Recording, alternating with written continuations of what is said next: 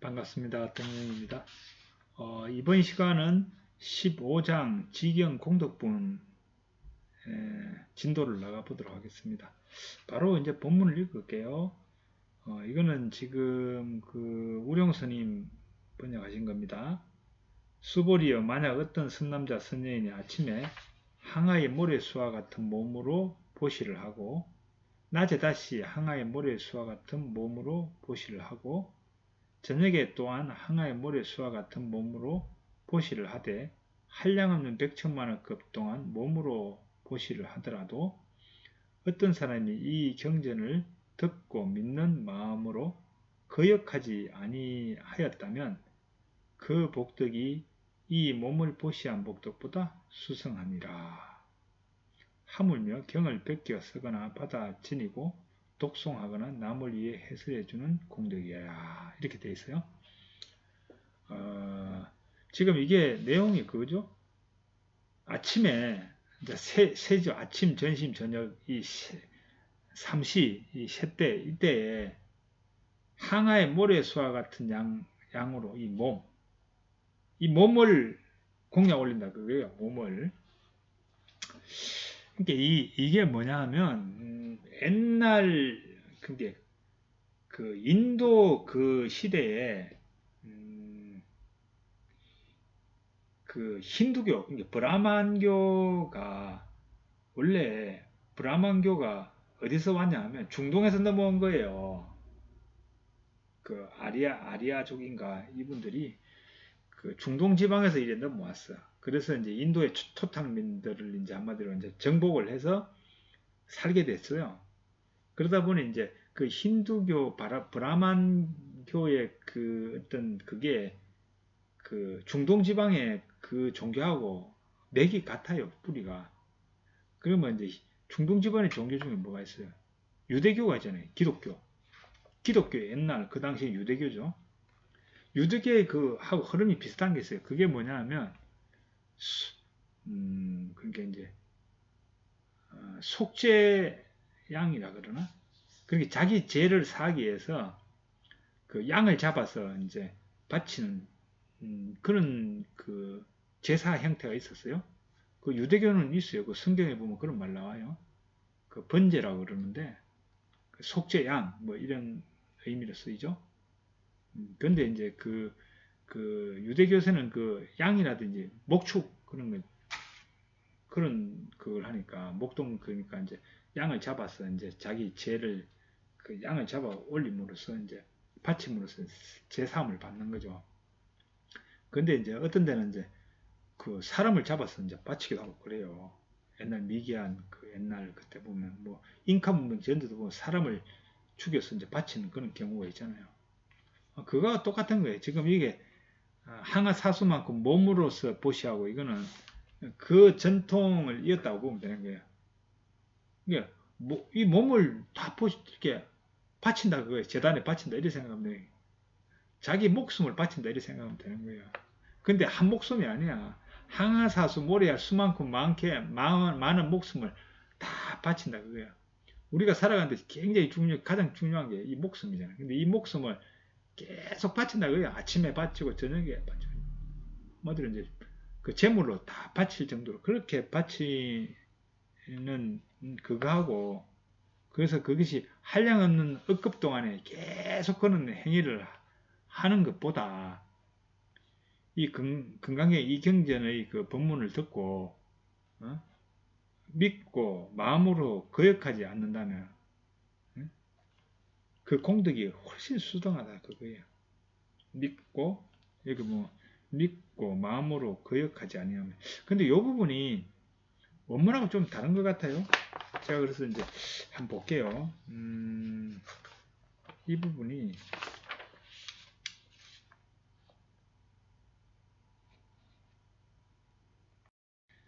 강목 스님의 그 원문 해석을 보면 어떻게 되냐면 이런 방법 수많은 백천만원급 동안 몸들을 바친다고 하더라도 이 법문을 듣고서 이 법문이에요. 이 법문을 듣고서 비방하지 않으면 이것이 참으로 이로 인해 청량할 수 없고 헤아릴 수 없는 더 많은 공덕 무더기를 쌓은 것이다. 이렇게 되어 있어요. 그러니까 이 법문을 듣고 비방하지 않으면, 금강경이 법문을 듣고 저거 뭐 틀렸어 막 저거는 말도 안 되는 소리야 이렇게 비방하지 않는 그것만으로도 자기 목숨을 재단에 올리고 이런 공덕보다 훨씬 많다 이 뜻이야. 근데 이제 요거를 이제 구마대 스님은 조금 더 의역을 한 것 같아요. 믿고 거슬리지 않는다. 이 법문을 믿고 거역하지 않는다. 이제 요렇게 이제 거슬리지 않는다. 요렇게 이제 번역을 했어요. 그거 조금 다르죠. 그래서 이제 어떻게 보면 믿는 거, 이 건강경을 믿는 거 이걸 굉장히 이제 중요시 여겼죠. 구마대 스님. 그러니까 믿고 거역하지 않는다. 거슬리지 않는다. 이렇게 이제 한역을 한 거죠. 근데 원문에는 믿는단 말 없어요. 그냥 비방하지 않는다면 그 복이 한량없다. 이렇게 돼 있다는 거. 그리고 그렇기 때문에 이제 이 법문을 베껴 쓰고 배우고 간직하고 독송하고 이해하고 남들에게 설명해 주는 그 복은 함으로 이제 한량없다. 이런 이야기를 하고 있죠. 자, 그리고 나서 이제 그 다음 문단이 볼까요?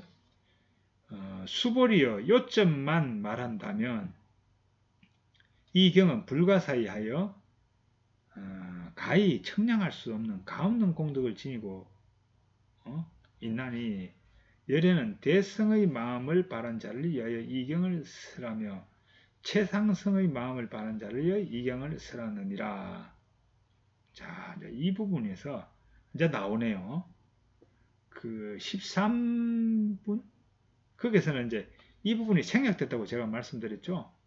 근데 이제 요 16, 15장 여기서는 이제 나옵니다. 이 부분에 대해서. 그런데 이제 이 부분도 보면,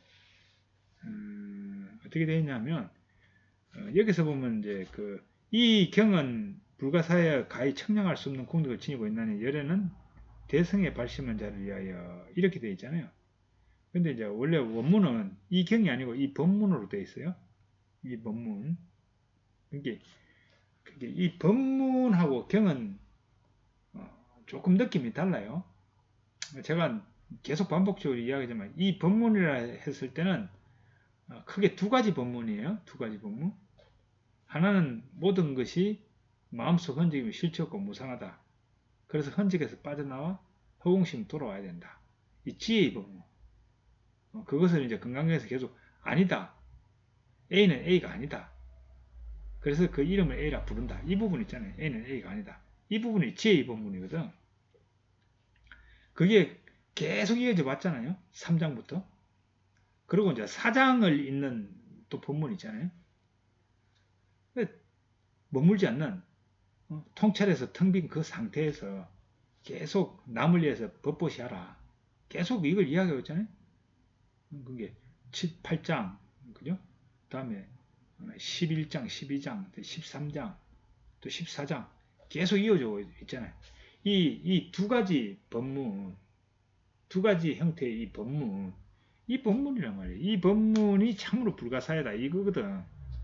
근데 이 경 이러면 우리는 또 이 경이라고 하는 이 어떤 틀에 딱 그거를 생각한단 말이에요. 그래서 저는 이제 이런 부분은 이제 이 법문하고 이 경이 나올 때마다 또 이 환기시키기 드리기 위해서 이야기를 하는 거예요. 여기서 법문입니다. 이 두 가지 유형의 법문, 이 법문은 불가사의하고 비교할 수 없다. 이렇게 되는 거예요. 그래서 최상승에 굳게 나아가는 중생들의 이익을 위하고 최고로 수승한 그 성에 굳게 나아가는 자들의 이익을 위해서 열에는 이런 법문을 설했다. 이렇게 돼 있는 거예요. 근데 이 부분도 이제 보면은 최상승 대승의 마음을 바란 자를 위하여 이경을 쓰라고 최상승의 마음을 바란 자를 위하여 이경을 쓰라느니라. 이렇게 돼 있죠. 이 부분은 이제 문맥상 이제 같은 의미로 보여져요. 그리고 그 밑에 볼까요? 만약 어떤 사람이 능히 이 법문을 받아 지니고 독송하고 널리 남을 위해 설명해 주면 여리는 이 사람을 다 알고 다 보나니 이 사람은 가히 헤아릴 수 없고 말로 표현할 수 없는 한없는 불가사의한 공덕을 모두 얻어 성취하게 되느니라. 이러한 사람은 곧 열의 안욕 따라 삼약삼보리를 짊어지고 나아가느니라. 이렇게 돼 있어요. 이 부분에 이제 어려운 부분이 나오죠. 열의 안욕 따라 삼약삼보리를 짊어지고 나아간다. 이 뜻이 뭘까요? 이 뜻이 뭘까요? 아마 뭐 스님들 아니면 이거 해설하는 분마다 좀 약간씩 많이 좀 이거 다를 수 있는 부분이 이 부분이요. 안욕 따라 삼약삼을 짊어지고 간다. 이게 뭔 뜻일까요? 그러면 이렇게 헷갈릴 때는 또 본문을 한번 봐야 돼. 본문 어떻게 나와 있는지. 현진 스님이 산스크리트 그 번역한 데는 여기 어떻게 되어 있냐면 그들 모든 존재 상태자들은 그 중생이죠. 육신을 지닌 채 깨달음을 지니게 될 것이다. 이분은 굉장히 그 직역에 가깝게 하거든요. 육신을 지닌 채 깨달음을 지니게 될 것이다. 그럼 깨달음을 육신을 지닌 채 깨달지 그러면 뭐 육신을 뭐 벗어 던지고 깨달음을 구하나? 이게 좀 애매한 거야. 이 원본 자체가 애매한 거야. 강 목사님이 이분을 어떻게 번역했는가 볼까요? 그들 일체 중생들은 육신과 더불어 깨달음을 이룰 것이다. 이것도 좀 이상하죠. 육신과 더불어 깨달음을 이룬다? 애매한 거예요. 그러니까 쌍크리스 원문이 이 부분은 애매하게 되어 있는 거예요. 그렇게 애매하게 번역이 되는 거예요. 자, 조계종에서는 이걸 어떻게 했는가 볼까요? 이와 같은 사람들은 열애의 가장 높고 바른 깨달음을 감당하게 될 것이다. 감당한다? 깨달음을 감당한다? 이것도 좀 애매하죠. 애매해요. 현장 스님은 이거를 현장 스님 본을 현진 스님이 역한 걸 보면 이와 같이 일체 중생은 그 어깨에 열애의 위 없는 바르고 동등한 깨달음을 짊어진 것이니라. 이렇게 되어 있어요. 그러니까 이제 현장 스님이나 구마라자 스님은 지금 이 부분을 이제 어깨에 짊어졌다. 이렇게 이제 한역을 했어요. 어깨에 짊어졌다. 어깨에 짊어졌다는 뜻이 뭘까요? 이제 이거를 한번 잘 생각해 봐야 돼요. 이 부분은 안욕 따라 삼약삼보리를 바라다 보는 어떤 그 관점, 관점을 이렇게 돌아보게 하는 대목이에요. 안욕 따라 삼약삼보리를 짊어진다. 또는 안욕 따라 삼약삼보리 그 깨달음을 육신을 지닌 채 깨달음을 지니게 될 것이다. 깨달음을 지니게 될 것이다. 저는 이제 이걸 어떻게 생각하냐면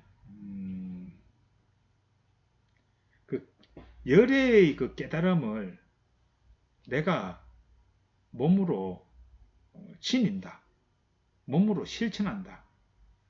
이제 이렇게 봤어요. 그래서 이제 저는 이 부분을 어떻게 했냐면 이러한 사람들은 열애의 안욕 따라 삼약삼보를 몸으로 지니게 될 것이다. 이제 이렇게 이제 했죠. 몸으로 지니게 될 것이다. 왜냐하면 저는 그렇게 보는 거예요. 깨달음이라고 하는 거는 우리가 이제 이 의식 인식상의 자각, 그러니까 모든 거는 인연 따라와서 인연 따라 흘러가는 거고 그거는 마음속 흔적이며 근데 여기에 무의 본래 갖춰진 어떤 자각 본각이죠. 본각이라고 하는 것이 거기서 작용해서 이런 것들이 일어나고 있다는 어떤 이 의식상의 어떤 깨달음이 왔어. 근데 이 깨달음과 더불어 그걸 완전한 깨달으면 여기서부터 몸으로 그 깨달음이 그것이 체화돼서 몸으로 이제 그것이 그 실천되어져야 된다. 이렇게 보는 거예요. 깨달음은 몸으로 그 행동으로 실천되어질 때 그거는 완전한 깨달음이라 이렇게 이제 보는 거죠. 저는 그렇게 봐요. 그래서 이제 그 부처님의 깨달음은 샛별을 보면서 그때 깨달으셨잖아요. 그때 이 어떤 의식의 깨달음이나 각성이 일어났어. 자각을 했어. 그리고 원을 세우고 원을 따라서 그 깨달음을 계속 실천해 가잖아요. 돌아가실 때까지. 그까지 실천했기 때문에 그게 안욕따라 삼략삼볼이라고 저는 보는 거예요. 만일에 부처님께서 그 중생구절에서 실천하지 않고 그냥 거기서 머물렀다면 그건 아란이야, 아란. 아란의 깨달음이야. 근데 부처님은 중생구제하겠다고 하고 그것을 몸으로 계속 전 인도를 전역을 걸어가시면서 법문을 하시면서 그렇게 실천하면서 사셨잖아요. 그래서 부처님이라고 그런다고 저는 봐요. 그렇기 때문에 또 사심도 그렇게 살아가셨기 때문에 안욕따라 삼략삼몰이 아란이 깨달은 그 깨달음이 아니고 부처님이 깨달아서 실천한 그 깨달음 이렇게 본 거죠. 그렇다면 이제 지금 여기 나와 있는 그 금강경의 법문을 듣고 그것을 이제 잘 이해해서 다른 사람에서 이제 법문을 전하는 이 보살, 이 사람들은 그 안욕따라 삼략삼불을 짊어지고 몸으로 지니고 앞으로 나아가고 있는 부처님과 동등한 그런 사람이라는 거죠. 몸으로 지니고 앞으로 나아간다. 이렇게 보는 거죠. 아무튼 그래서 저는 이제 깨달음이라고 하는 거는 여기서 각성된 거 이거는 시작이고 아 그래 이거야 이게 도노죠 도노 이거구나 이거에 이제 자각된 거 이거는 첫 깨달음이고 그리고 그 삶 속에서 계속 그것을 이어나가서 삶이 되는 거 이게 이제 완전한 깨달음. 그래서 어떻게 보면 깨달음은 결국 자기가 죽을 때 딱 그때 이제 결산 마무리를 하는 거라고 하는 거예요. 잘 살았으면 그게 깨달음이고 잘 못 살았으면 아직 깨달음이 아니다 이렇게 보는 거죠. 아무튼 그래요. 깨달음은 그래서 이제 몸으로 해서 계속 살아가는 거 그게 깨달음이다. 저는 이렇게 봐요. 그리고 이제 그 다음 건데 그 다음이 굉장히 또 중요해요. 그 다음이 중요한데 저는 이 부분을 굉장히 또 중요하게 여겨요. 자, 이거 볼게요. 무슨 까닭인가? 그러니까 앞에 보면 이러한 사람은 곧 열의 안욕따라 삼략삼불을 짊어지고 나아가는 것이다. 이 다음에 무슨 까닭인가? 만약 작은 법을 좋아하는 사람은 악견, 인견, 중생견, 수자견에 집착하기 때문에 이 경을 능히 들으려 하지 않고 받아들이려 하지 않으며 독송하거나 남을 위해 해설해 주지 못하느니라. 수불이여 어떤 곳이든지 이 경이 있는 곳이면 일체 세간과 천인과 인간과 아수라가 응당 공양을 하느니라. 마땅히 알아라. 이 경이 있는 것은 곧 탑이 되나니 모두가 공양하여 예배드리고 주의를 돌며 갖가지 꽃과 향을 뿌릴 것이다. 이렇게 되어 있어요. 이 부분에서 제가 이제 이야기하고 싶은 분이 이 첫 구절이에요. 만약 작은 법을 좋아하는 사람은 악견, 인견, 중생견, 수자견을 집착하기 때문에 이 경을 능히 들으려 하지 않고 받아들이려 하지 않으며 독송하거나 남을 위해 해설해 주지 못한다. 이렇게 이 부분이요.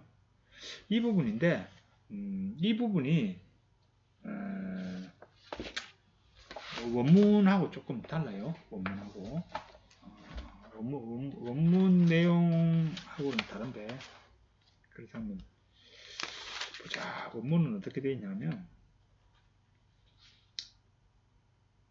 이 법문은 이렇게 되어 있어요. 이 법문은 저열한 믿음과 이해를 지닌 사람들이 귀담아 듣는다는 것이 불가능하며 이게 첫 구절이에요.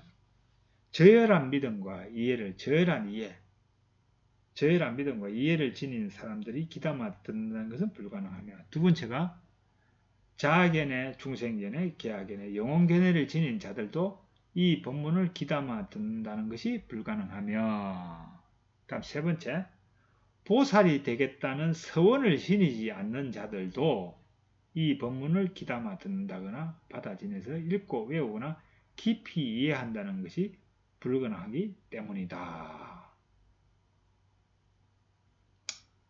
이렇게 되어 있어요. 여기서도 구마라자 스님은 또 줄이죠. 없애버려요. 또 뭘 없애요? 보살이 되겠다는 서원을 지니지 않는 자. 이 부분을 쏙 빼요. 아무튼 그렇다는 거. 그래서 이제 사실 이제 자기가 보살의 삶을 살겠다는 서원을 지닌 사람들은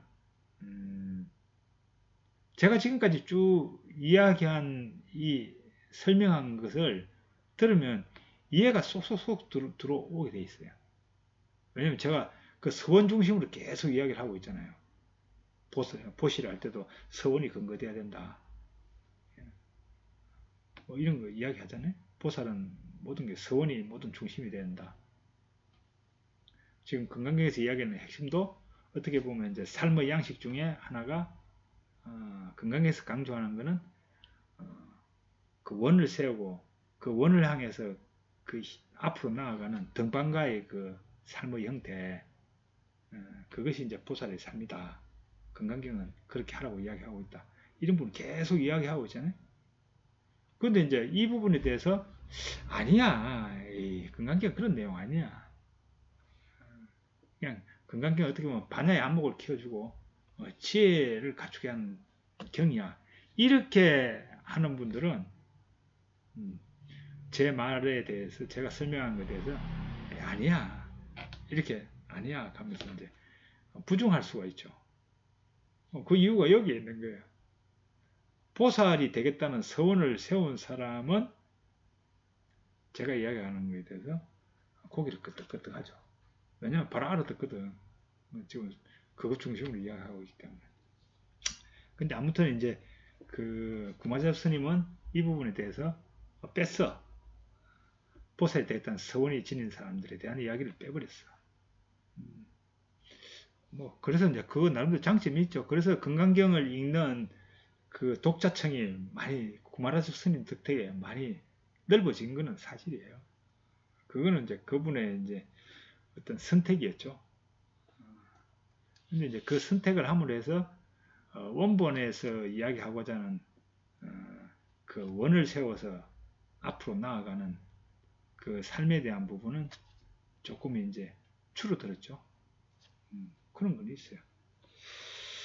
아무튼 이제 그렇다. 근데 이제 제가 살아보니까 원을 세우고 그렇게 이제 적극적으로 사는 삶이 괜찮아요. 즐거워요.